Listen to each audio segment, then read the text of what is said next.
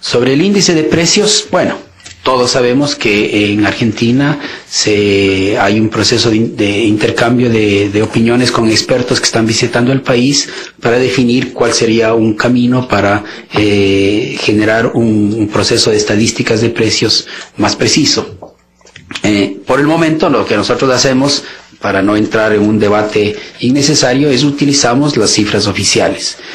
Incluso con las cifras oficiales, la inflación argentina está por encima de los inflation targeters, de los países con metas de inflación. Los países que tienen metas de inflación están en rangos de inflación entre 2 y 4%, y están tratando de mantener la inflación dentro de esos rangos. ¿Cuán grave sería eso? ¿Ah? ¿Cuán peor es que la inflación esté mucho más alta? Bueno, la alta inflación, hay que reconocer que Latinoamérica la sabemos por décadas. El problema de la inflación no es solo que genera problemas para el crecimiento, porque genera como una especie de nube en cuanto a las señales de precios. Los precios relativos tienen menos capacidad de dar buenas señales cuando hay inflación. Y segundo, la inflación puede verse como un impuesto sobre el consumo, y que puede verse como un impuesto que es regresivo en la medida en que las personas más pobres son las que más destinan sus gastos al consumo. Primero allí México y después Teresa de F. El micrófono. Alicia Salgado, Excelsior. ¿Por qué México se mantiene tan rezagado con el respecto al resto de los países de América Latina en materia de crecimiento? Y es evidente que en tema inflacionario hay mucho control, se han incrementado los flujos de capital, pero tampoco ha registrado un ajuste cambiario tan fuerte como el de Brasil o Chile o todos los demás.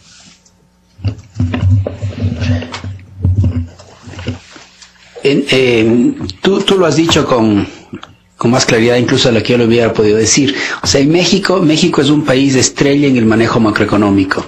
Es un país que ha tenido un desempeño estelar en el manejo macroeconómico, con especialmente el manejo monetario y fiscal ha sido bastante bueno, y por tanto no es un país que genera preocupaciones sobre la vulnerabilidad macroeconómica. Al contrario, es un país que se le ve muy robusto desde el punto de vista macroeconómico.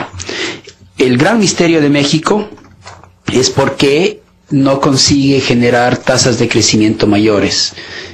Recientes estudios lo que muestran es que México es uno de los países en donde el crecimiento de la productividad ha sido uno de los más bajos de la región. Yo no creo que tenemos una respuesta concluyente sobre qué está detrás de ese bajo crecimiento de la productividad. No deja, sin embargo, de ser preocupante, porque México sigue siendo una de las economías con mayor tamaño en la región, en donde el potencial económico obviamente parece muy fuerte. El proyecto el programa de economía en México debe estar enfocado sobre el crecimiento. ¿Cuáles son las barreras del crecimiento?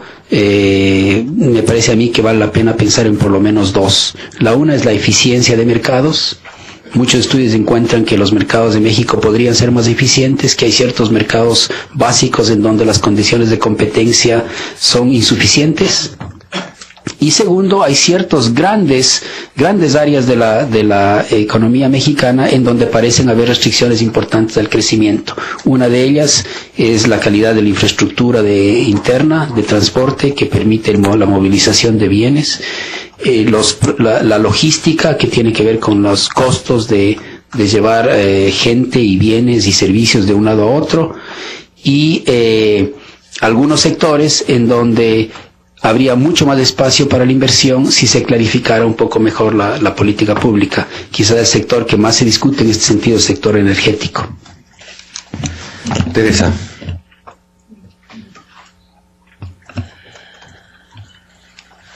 Sí, sobre la inflación en Argentina quería preguntarle, ¿cómo cree usted que la falta de transparencia en las cifras de inflación, que ahora parece empieza a afectar también a las proyecciones del PIB, pueden afectar la credibilidad de Argentina en los mercados internacionales y en ese sentido perjudicar la llegada de inversiones o flujos de capital al país. Y sobre el margen fiscal de los países, quería preguntarle dónde ve más margen fiscal, porque bueno, Brasil y Chile han tomado medidas en ese sentido y el déficit proyectado para la región del 2% pues tampoco parece muy alto, bueno, por lo menos cuando se le compara con el de Estados Unidos y Europa. Y otra cosa breve, el Fondo Monetario Internacional dijo la semana pasada que si la Reserva Federal empezase a subir los tipos, eso tendría un impacto muy fuerte sobre los flujos de capital que llegan a América Latina, es decir, se contraerían de forma sustancial. Quería saber si el Banco Mundial comparte esa percepción. Gracias. Okay, gracias. Todos estamos pendientes de lo que salga del reporte de los expertos que están conversando en Argentina sobre el índice de precios. De lo que yo conozco, el tema de la medición del IPC no parece generar imprecisiones en la medición de otras variables importantes como por ejemplo el crecimiento. Sin embargo, habrá que ver qué es lo que dice ese reporte para saber si hay conexiones entre los problemas de medición del IPC y la medición de otras variables importantes como el crecimiento real. En cuanto al margen fiscal, aquí hay dos cosas que hay que tomar en cuenta. La primera es verdad que las posiciones fiscales latinoamericanas se ven muy buenas comparadas con las posiciones fiscales de los países ricos. Pero las posiciones fiscales de Latinoamérica no son tan buenas cuando uno compara cuál sería la posición fiscal ideal dado el ciclo. Acuérdense ustedes que los países ricos están en la parte baja del ciclo con una recuperación débil y todavía necesitan ser cuidadosos con el estímulo fiscal. La región, en el contrario, está en la parte madura del ciclo. Las economías ya están alcanzando los niveles a los límites de capacidad y, por tanto, la posición fiscal tiene que evaluarse a la luz del ciclo. Y a la luz del ciclo, la posición fiscal latinoamericana está demasiado expansiva. Y más ahorro fiscal sería menester, especialmente en los países que tienen la bonanza de los precios de los commodities. Por último, no hay duda ninguna que cuando se empiece a normalizar las tasas de interés en los países ricos, incluso en Estados Unidos, eso puede tener un efecto importante sobre el flujo de capitales hacia la región. Personalmente pienso que más bien nos daría un cierto alivio, porque al momento nuestras tasas de interés, por razones que les mencionaba antes, están mucho más altas que las tasas de interés en Estados Unidos y eso está incentivando el ingreso de capital especulativo y de corto plazo. La subida de las tasas de interés en Estados Unidos más bien podría darnos un alivio en ese sentido. Un follow-up muy rápido. Pero ¿por qué cree usted que es tan difícil medir la inflación en Argentina? Es decir, todos los países del mundo miden su inflación sin mayores problemas, sin misiones del FMI, es decir, sin un proceso de consultas. ¿Cuál es el problema? Yo no sé porque no he estado viendo las cosas de cerca. De todas maneras, yo creo que el punto más importante es el siguiente. El índice de precios es un índice de enorme importancia para el funcionamiento de las economías, para la política social, para las cuentas nacionales, para todo. De manera que, independientemente de qué es lo que una persona privada piense u otra persona privada piense, lo que importa es la confiabilidad de los datos oficiales. Y por eso creo que el camino que ha adoptado Argentina de colaborar con expertos internacionales para asegurarse de que eso tenga mayor precisión es el camino apropiado. Al fondo, por favor. Sí, Liliana Franco, de ámbito financiero también de Argentina. Volviendo sobre ese punto, sobre el punto de la sospecha que generan las cifras oficiales. Usted decía que no le consta que esto afecte a los indicadores de crecimiento. Sin embargo, usted acaba de enfatizar que indudablemente los índices de precio afectan a todas las variables macroeconómicas, entre ellas también claramente el crecimiento. La pregunta es, el Banco Mundial, el Fondo Monetario, viene haciendo hace 4 años una salvedad respecto a la inflación. Dice claramente que sospecha, que analistas privados, consignan una inflación mayor y ahora también hace 2 años dice que consignan un crecimiento menor en el 2000 2008 y 2009. El Banco Mundial también adhiere a esa salvedad del Fondo Monetario, independiente del proceso que se haya tomado en hacer un acuerdo técnico con el nuevo IPC. ¿Hay más preguntas sobre inflación en Argentina? Coincidió que ¿No? sí, Argentina. Ok, bueno.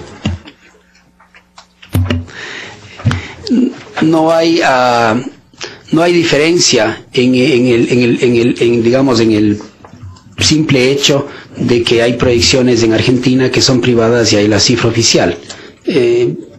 Nadie necesita decir eso, todo el mundo lo conoce. El punto importante no es ese, me parece a mí el punto importante es qué se va a hacer de aquí en adelante, y a mí me parece que el camino que se ha adoptado, que es tener una discusión técnica sobre cómo mejorar la medición, es importante. El segundo punto, el otro punto que usted hacía es que es cierto que pueden haber conexiones entre el IPC y otras medidas de las cuentas nacionales, como por ejemplo el crecimiento, pero el grado de conexión no es 1 a 1. Porque hay otros precios que entran en las cuentas nacionales, como los precios de las exportaciones, los precios de los bienes de inversión, etcétera. Entonces el grado no es 1 a 1. En las conversaciones que yo puedo tener con técnicos argentinos, me han dicho que la conexión no es tan fuerte. Entonces que si hubiera problemas de medición en el IPC, no necesariamente hay tantos problemas de medición en las cuentas nacionales. Pero eso está por verse a la luz de lo que digan los expertos, ¿no? Tenemos espacio para un par de preguntas, sí. Yo soy Denise Crispín del diario Estado de São Paulo de Brasil. Quisiera solo para seguir la pregunta de la compañera, perdón, pero quisiera saber si el Banco Mundial va a seguir la misma lógica del FMI en relación a los indicadores de inflación de Argentina. O sea, que también va a poner una sospecha oficialmente sobre estos indicadores. Y bueno, y la pregunta que tengo, la verdad... O sea que había más preguntas sobre inflación. No había, pero coincidió que usted no ha respondido justamente la pregunta de la compañera del ámbito. Y... sí, no, claro que no. Sí, claro. Pero la otra cosa, quisiera que usted hiciera una evaluación acerca de los caminos que el gobierno brasileño está adoptando en lo que son justamente estos problemas. ¿A usted le parece que Brasil realmente va a tener que convivir con un cambio apreciado por un largo tiempo? Y quisiera también saber cómo manejar la cuestión de la inflación, que está subiendo muy fuertemente, y con una política fiscal que sigue siendo expansiva, y principalmente en las despesas de costeo de la administración. Si usted sería tan amable de hacerme una evaluación sobre cómo Brasil tendría que comportarse en relación a estos tres indicadores. Bueno, permítame empezar diciendo que yo tengo una gran admiración por la gestión económica brasilera, porque me parece que, dadas las circunstancias, las autoridades económicas están haciendo lo que más se puede y lo que mejor se puede. Los mercados internacionales, por ejemplo, reconocen que en Brasil se adoptaron importantes medidas fiscales para tratar de contener el ritmo de crecimiento del gasto, incluyendo evitar la elevación excesiva de sueldos, que tuvo, yo creo, un efecto importante de credibilidad. Eso no quiere decir que no se pueda ni se deba hacer más. Si bien uno reconoce que la situación es difícil por tantas tensiones, yo sí creo que hay espacio para que en Brasil el ritmo de crecimiento del gasto siga disminuyendo.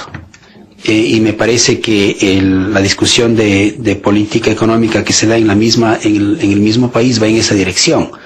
Mientras más rápido pueda materializarse esa convergencia política, mejor. Porque el ritmo de crecimiento del gasto, un menor ritmo de crecimiento del gasto, va a abrir más espacio de opciones para la política monetaria y la política macroprudencial, y va a ayudar a quitar un poco del peso sobre la tasa de interés que hace que la moneda esté bajo presiones importantes de apreciación. Entonces, mientras más pronto y mientras más factible sea políticamente reducir el ritmo de crecimiento del gasto, yo creo que Brasil va a sentir un alivio en el contexto general de la política macroeconómica.